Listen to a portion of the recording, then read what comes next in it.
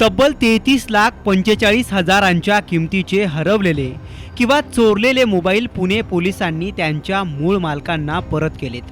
चोरी किंवा लुटून नेलेले 200 पेक्षा अधिक मोबाईल पुणे पोलिसांना शोधण्यात यश आलंय. मिळवलेले मोबाईल मूळ मालकांना परतही करण्यात आलेत. हरवलेले किंवा चोरलेले फोन परत मिळवायला पोलिसांनी एक विशेष मोहीम राबवली. महिनाभर चाललेल्या या मोहिमेला चांगलंच यश मिळालं आणि तब्बल 33 लाख किमतीचे 237 फोन पोलिसांनी शोधून काढले. पण पोलीस हरवलेले फोन शोधतात तरी कसे? आपला हरवलेला फोन कुणाकडे आहे, तो कोण वापरतोय, याबाबत पोलिसांना माहिती मिळते तरी कशी, हेच या व्हिडिओतून जाणून घेऊयात.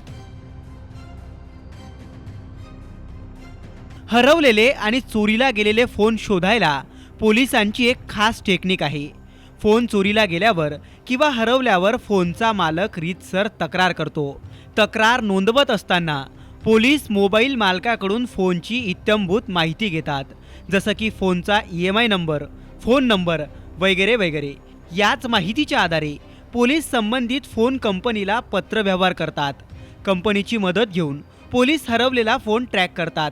फोन ट्रॅक केल्यावर पोलिसांना संबंधित फोनचं लोकेशन कळतं.